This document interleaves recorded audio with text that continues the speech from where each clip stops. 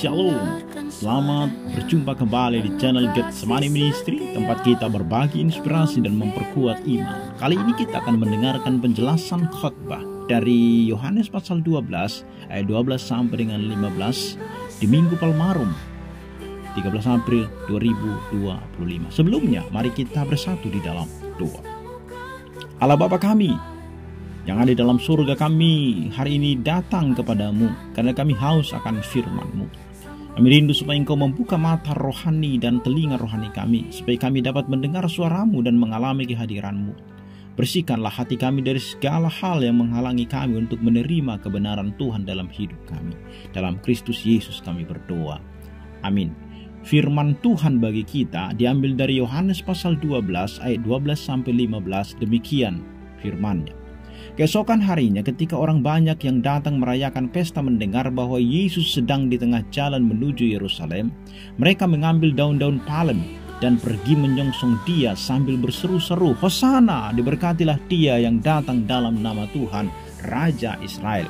Yesus menemukan seekor keledai muda, lalu Ia naik ke atasnya seperti ada tertulis, "Jangan takut, hai putri Sion, lihatlah rajamu datang, duduk di atas seekor anak keledai." Demikian firman Tuhan. Bapak Ibu Saudaraku yang terkasih dalam nama Tuhan Yesus Kristus, Yohanes pasal yang ke-12 ayat 12 sampai 15 menggambarkan satu momen penting dalam perjalanan pelayanan Yesus, yaitu sorak-sorai kemenangan atau bagaimana Dia masuk ke Yerusalem. Pada saat itu, orang banyak keluar menyambutnya dengan antusiasme yang begitu luar biasa. Di balik sorak-sorai hosana dan penggunaan ranting-ranting palma, sebenarnya terkandung makna nubuatan yang telah digenapi dan pengungkapan karakter kerajaan Yesus yang tidak biasa, di mana seorang raja yang datang dengan kerendahan hati dan damai, bukan dengan kekuatan militer. Sesungguhnya teks ini tidak hanya mencatat momen bersejarah bagaimana Yesus datang dengan kemenangan ke Yerusalem, tetapi juga menyingkapkan tentang gambaran tentang harapan, nubuat yang digenapi dan karakter kerajaan yang berbeda dari yang pernah dikenal oleh umat manusia.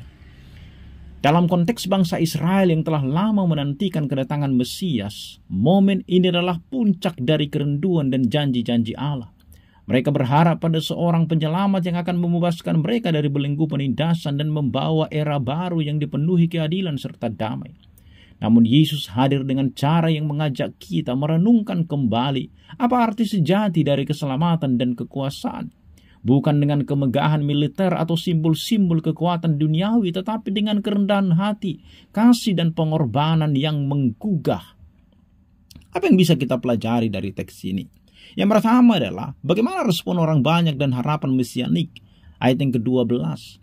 Pada ayat ini banyak orang mendengar bahwa Yesus akan masuk ke Yerusalem dan segera berkumpul dengan membawa ranting-ranting palma. Ranting palma pada zaman itu adalah simbol kemenangan, simbol kemuliaan dan perayaan yang sering digunakan untuk menyambut seorang raja atau pahlawan yang kembali sebagai penakluk atau sebagai seorang pemenang. Konteks historis menunjukkan bahwa perayaan seperti Paskah dan festival-festival Yahudi itu membawa harapan bagi umat Israel akan kedatangan Mesias yang dijanjikan.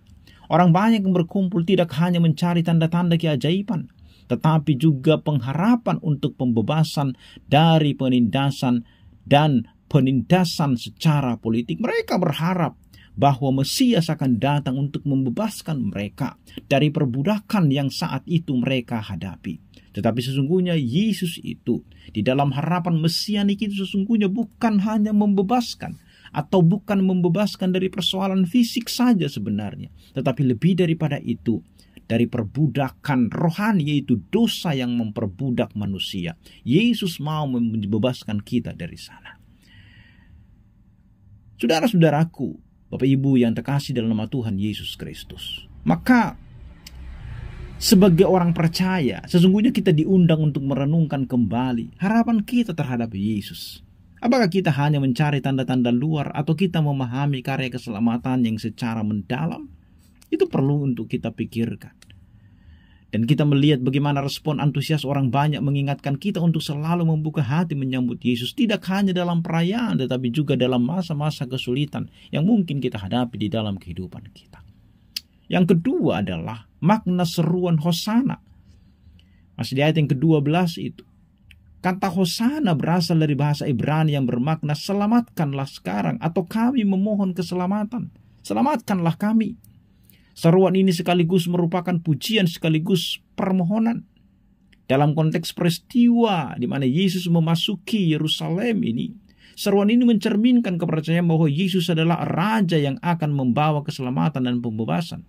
Namun ternyata terdapat paradoks di sini. Meskipun orang banyak mengharapkan penyelamatan dari penindasan politik, tetapi keselamatan yang Yesus ajarkan atau Yesus tawarkan adalah yang bersifat rohani dan kekal. Maka kita harus mengerti sesungguhnya apa makna keselamatan. Karena panggilan Hosana itu mengajak kita untuk tidak hanya mengandalkan pertolongan pada saat-saat kritis, tetapi juga untuk menyadari bahwa keselamatan sejati datang dari hubungan yang intim dengan Kristus. Dan ini panggilan untuk berdoa. Seperti orang banyak berseru Hosana, kita juga diajak untuk terus berdoa, memohon pertolongan dari Tuhan. Dan bagaimana kita mengandalkan Yesus sebagai sumber harapan di dalam hidup kita.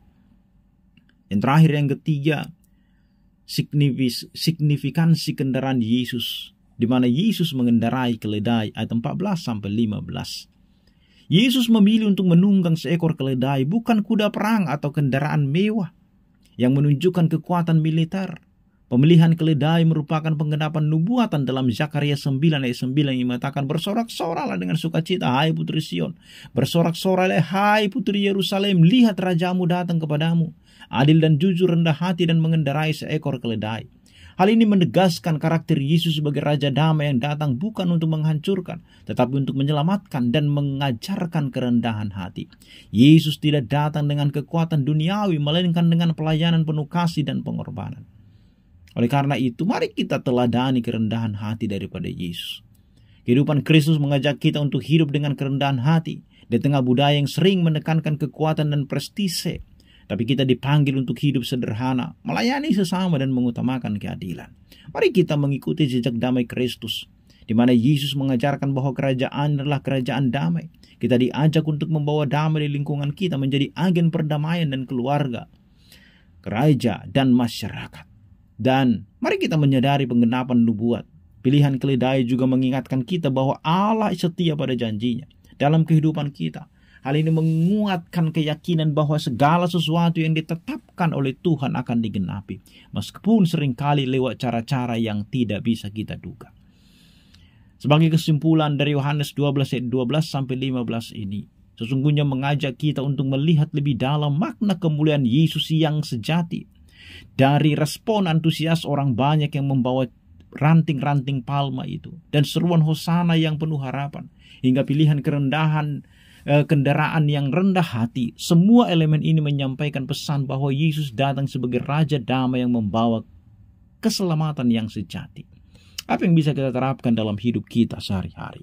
Bapak Ibu yang kekasih, kita diajak untuk menempatkan harapan kita pada Yesus yang menggenapi janji Allah dalam hidup kita. Dan dalam menghadapi tantangan, seruan Hosana mengingatkan kita untuk selalu meminta pertolongan dan penyertaannya. Dengan meneladani kerendahan hati dan damainya, kita dapat menjadi saksi kasih Allah dalam setiap aspek kehidupan kita. Kiranya khotbah ini menginspirasi kita dan semakin memperdalam iman percaya kita kepada Kristus, dan serta kita memahami karya keselamatan Kristus yang dikerjakan bagi kita. Hosana, kiranya Tuhan memberkati kita. Amin, kita berdoa. Terima kasih Tuhan untuk anugerah-Mu bagi kami, kasih-Mu yang luar biasa, rela menderita bagi kami supaya kami memperoleh keselamatan.